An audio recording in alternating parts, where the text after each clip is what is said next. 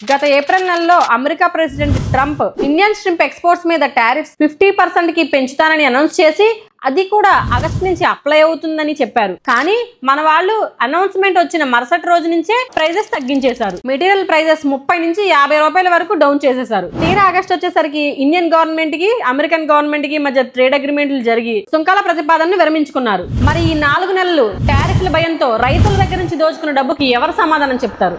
ఎక్కడో అమెరికాలో ఉన్నవారు మన ఆక్వా రంగానికి శత్రులు కారు. ఇక్కడే ఉండి ఆక్వా రైతు మీద ఆధారపడి బాగా డబ్బు సంపాదించుకున్న మన ప్రాసెసింగ్ వాళ్లే మనకి ఈ రోజు నిజమైన శత్రువులు. అందుకే prevention is better than cure అన్నారు. మళ్ళీ ఏదో ఒక ఉపద్రవం వచ్చేలోగా ముందే మేల్కొందాం. 1970-80లో పౌల్ట్రీ ఫార్మర్స్ చాలా ఇబ్బందులు పడేవారు. కానీ 1982లో బివి రావు గారి ఆధ్వర్యంలో నెక్ నేషనల్ ఎగ్ కోఆర్డినేషన్ కమిటీని ఏర్పాటు చేసుకుని విస్తృతంగా ప్రచారం కల్పించి వారి ధరలను వారే నిర్ణయించుకుని వారి రంగాన్ని వారు నిలబెట్టుకున్నారు. ఇప్పుడు దానిలో 35,000 మంది పౌల్ట్రీ ఫార్మర్స్ మెంబర్స్ గా ఉన్నారు. సండే హో మండే రోజ్ ఖావ్ అండే అనే నినాదంతో విజయవంతంగా క్యాంపెయిన్ చేశారు. ఇప్పుడు మనకి ఇదే సరైన సమయం.